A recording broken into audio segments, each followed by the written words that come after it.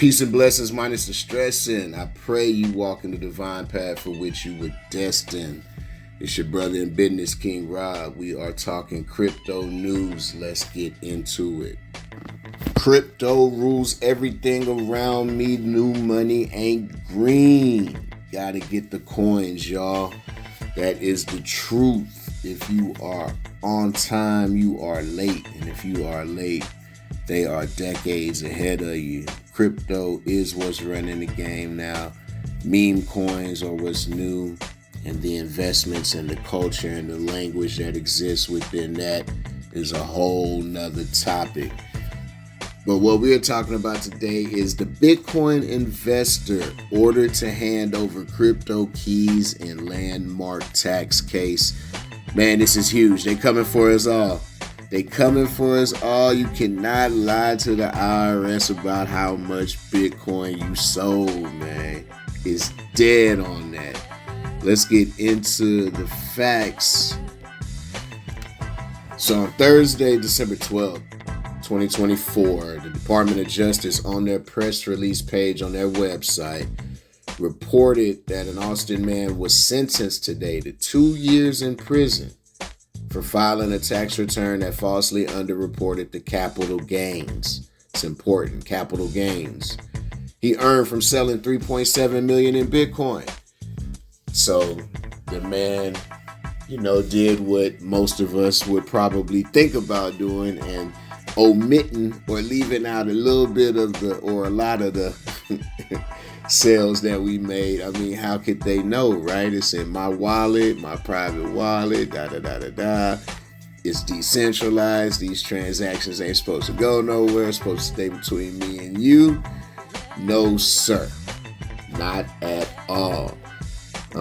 According to the court and statements made between 2017 and 2019, Richard Ahlgren III, Richie, Frankie, whatever you want to call him, filed false tax returns that underreported or did not report the sale of $4 million worth of Bitcoin. You're going to get taxed on it, which you're not going to get taxed on it because you ain't. So what they after is your capital gains. You're going to report a little bit of it. Take it too quick, or if you take it really, if you're not doing anything but letting it sit. Before this, you would have been transferring it over into another business. Because this is really having a financial advisor or somebody in your corner that you know what to do with all that bread that you just invested yourself into. 100% Bitcoin related, but also cryptocurrency related. We'll get into that in a second.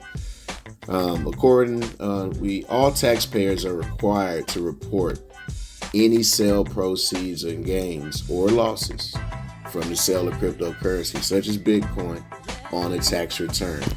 And it's so ill, whether you don't even convert it or not, they want you to report that. Anything crypto, they want you to report that. So, fun fact, 10 years ago, a $1 investment would be worth $277.66. And that is Bitcoin. $1 in Bitcoin. 10 years ago, 2014, December 2014. And since then, in December 2014, Bitcoin is up 26,967%. Fun fact. So you wouldn't have gotten much because you wouldn't have paid $1 wouldn't have bought much of it, and therefore you'd have had a little under $300. So it could have taken you out for a good dinner and you'd be done with it. 15 years ago, however, a $1 investment would be worth $103 million. Since Bitcoin is up 10.3 billion% from late 2009. Fun fact, what 5 years does. So whoever had the foresight, and I remember, a lot of us didn't understand what it was, but the people that did kept pushing and kept posting on Facebook and kept talking about how, and you were like, man, shut up. Like, are you one of those bots? It turns out, bots ain't bad. It's crazy. Everything ain't a scam, but it is what it is. So if you're wondering, crypto taxes are a percentage of your gains. The rate depends on your income and whether or not you held the crypto for more than a year. So if you trading, scalping, doing that quick shit, then you're going to pay. Short-term capital gain rates range from 10% to 37%. So, you withdraw, you better make it worth it. You know what I'm saying? Long-term rates run from 0% to 20%. Obviously you will want to understand it better for yourself or consult a professional. But my man over there either did not have access to that information or said, F it, we moving forward. They not going to check it. Once again, depending on how much you withdrew, where it was withdrawn from, did he have it attached to an LLC or one of the S or C corps? I don't know. Obviously not. Obviously, he was doing it on a personal behalf, and if you live in a certain way, they're going to be alerted. If the internet and ChatGPT and Claude and all of them can find information, then definitely they can too if they're looking for something. So, normally the exchange provides you with a Form 1099-K or a Form 1099-B. And, it's notable that there is no doubt that the IRS knows that you have reportable cryptocurrency transactions. There is no doubt you can't get by. And I'm not laughing at homeboy, but we got to take situations and learn from them, man. So just to give you a little bit of background on the tax law, if you're out there scalping, if you're investing, if you're trading, and, there's just no scam, scheme, or way to get by. And listen, man, you got to budget in some of that percentage on your P&L for taxes. It just is what it is. You know what I'm saying? Hopefully you swinging those gains into projects that can have tax breaks and benefits. But, if you're doing it on a personal thing like that and you're doing more than 100 a year, then you got to know. Like, you go get, if you're a six-figure trader and all that, like, you got to know you're going to get taxed. 1366. So if we're doing the math on that, he spent at $4.95 a pop.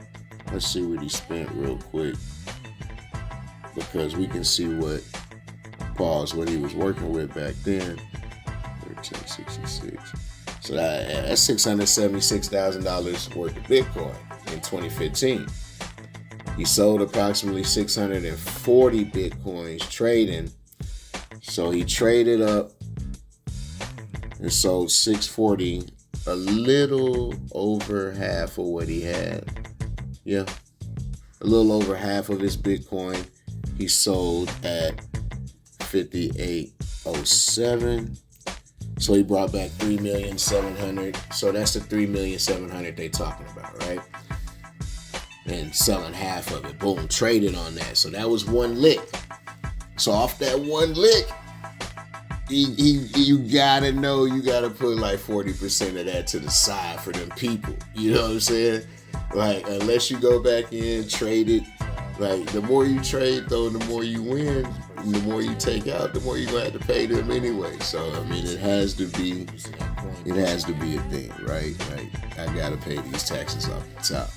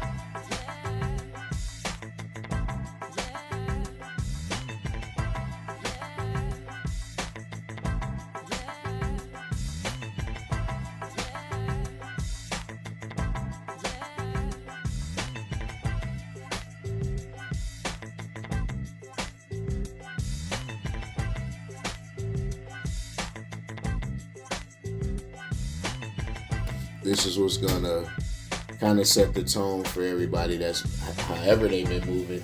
And I don't know if it influences some type of legislation, then day traders gotta be a little bit more careful.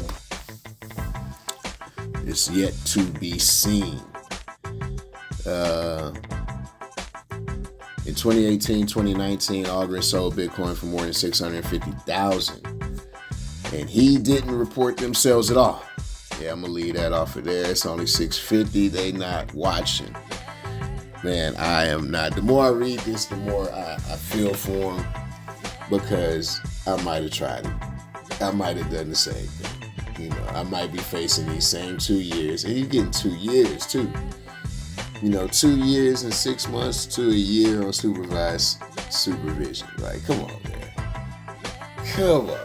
Why is he not? Do he not have the bread? Like, let me trade and get some more money so I can give it back to you. I'll be in debt. I'd rather be in debt to you out on the street working for you right now, IRS, than to send me upstate for 2 years. Like, come on, man. For those years, can I trade in prison? Yeah, do I have internet access? Conceal these transactions. So you knew what you was doing was wrong. You already knew, and then you knew enough to step it up. So you playing with them people. You know, people came and got you. Every time I try to take up for this man. But once again, he's doing what a lot of us would think about at least doing. I don't know if we would play around with them people like that, knowing that they're going to come how they come, knowing it's the federal, not even the federal government, but an entity that can utilize all of the federal government to come get you. Like, nah, man, I'm not playing with them. I'd rather take home that 1.5 million than, you know, the 3.7 and have them people in my life. Whatever. To extort, how you going to extort? And, you know, it's a learning lesson for me. Thankfully, it came before a time where I really hit a lick in this crypto space, in this trading space. So I know, hey, you got to put that 37% up. It sounds ridiculous, but so does doing 2 years for, you know what I'm saying? Like, come on, man. Crypto 2 years, bro. Meeting an individual. Like, is it state time? Send me to the federal, send me to a camp, you know? Whatever. Is there a camp available? Mixers, which are designed to conceal the individual who made a particular transaction. Makes sense. In 2014, Ahlgren had blogged about his knowledge of mixers. Come on, dog. Keep it to yourself, as ways to add anonymity to Bitcoin transactions. See, and sometimes, man, we put ourselves in the line of fire, trying to get too much game up too quickly. Trying to be known as the plug and the source. Let you be a little bit more anonymous. You trying to tell people how to be more anonymous. Yo instruction on how to incorporate anonymity. Tax loss from Ahlgren's criminal conduct breached your own anonymity. Yeah, man. And people want their million, bro. Anyway, let's move forward. People want their million. Frank Ahlgren III earned millions buying and selling Bitcoin, said acting Deputy Assistant Attorney General Stuart M. Goldberg. Yeah, he got a Attorney General name, Stuart M. Goldberg. Yeah, just pay the people, bruh. You got Goldberg coming after you. You know he bald with glasses and real mean. Wife make perfect dinner, he finds something wrong with it. Dessert and everything. Goldberg, Stewart.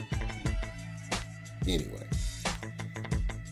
The Justice Department's tax division. But instead of paying the taxes he knew were due, he lied to his accountant about the extent of a large portion of his gains and sought to conceal another chunk of his profits through sophisticated techniques designed to obscure his transactions on the Bitcoin blockchain. That conduct today earned him a 2-year sentence. Ouch! Told you he sounded mean. Ahlgren was served time because he believed his cryptocurrency transactions were untraceable. This case demonstrates that no one is above the law. My team at IRS Criminal Investigation has the expertise and tools to track financial activity, ding, ding, ding, whether it involves dollars, pesos, or cryptocurrency. Yeah.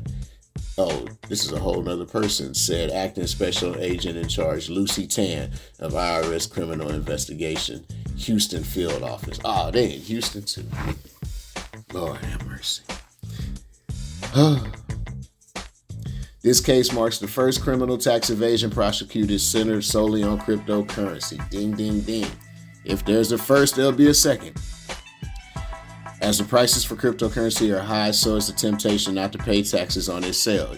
You absolutely right. Like, avoid the temptation and avoid federal prison. All right, well, when you put it like that, So, yeah, all of that being said is something that happened earlier this past year, late in the year. This is when he was sentenced. But what happened recently? Well, recently he was ordered to hand over crypto keys in his tax case. So any crypto public and private keys, accounts, and access codes, he was forced to hand that over, not only him, but his family, friends, and representatives. And this was on January 6th. The Austin Federal Court Judge Robert Pittman ordered Ahlgren and all of his sphere of connects to identify and provide any physical devices used to store his cryptocurrency, along with any public keys, private keys, seed phrases, or passphrases.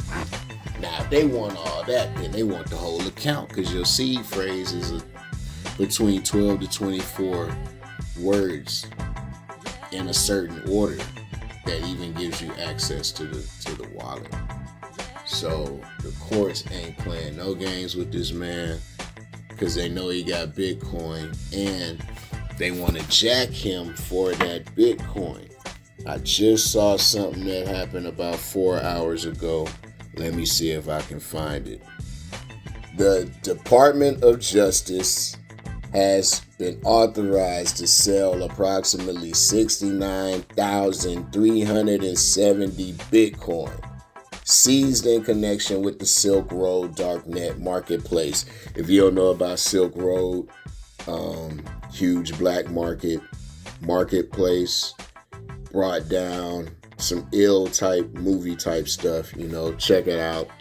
I may do a small recap of videos about it, but there has been great videos already done about it. But anyway, the Department of Justice and the government basically said the U.S. government has been given the green light to liquidate 69,000 Bitcoin, approximately 6.5 billion from Silk Road.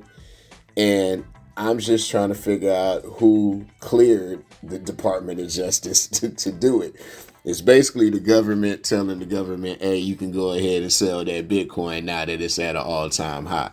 And the way that they frame it is they frame it saying that the U.S. authorities might liquidate the seized Bitcoin to prevent loss amid market volatility concerns. So because you know that Bitcoin is going to drop and then go back up eventually on the long term, you say, I want to go ahead and trade this Bitcoin that we seized from Silk Road right now while it's at a nice little high. You can't make this up, man. Y'all ain't fooling nobody, but ain't nobody mad at you at the same time. And it's been a long years-long legal dispute over the Bitcoin's ownership between Battleborn Investments, who opposed the sale, but of course, they can't block the sale. It's the government approving the government. So, they tried to somehow come back and legally claim ownership of the Bitcoin. But if anything seized off of Silk Road at that time, you're going to have a hard time trying to prove that it was legitimate. They already had you up in their web. You either going to spend a lot of bread battling that case for a long time, in which I think they already have, and they still lost. The Department of Justice is about to make them a quick, $6.5 billion, and be done with it. And I guarantee there's an analyst somewhere getting a .00, getting some type of bips or sats or something off of that. So salute to you. Salute to the little guys. Salute to the ones that put in the work and receiving the rewards. You got to know what side of the wave that you want to be on. Trying to swim upstream nowadays ain't working. It's up to us to find our niche and our position in what's already happening until we can really detach from the matrix and live how we want to live. So that being said, if you move into Houston and need any market insight on the housing market down here, holla at me. You know I am known for the analytics. One day we'll get around to some graphs and some lives where I can show you some stuff. But for now, we're keeping it music, arts, culture, and commerce here on the Mac Global channel. I said I'm up early, first to hit the block. I know the hustle guys smile at me. I gotta put the work in. Open up shop, but won't stop till it's time to leave. I'm on the mash for 1,000 acres. Brand new safe, no combination. Money coming in, no complications.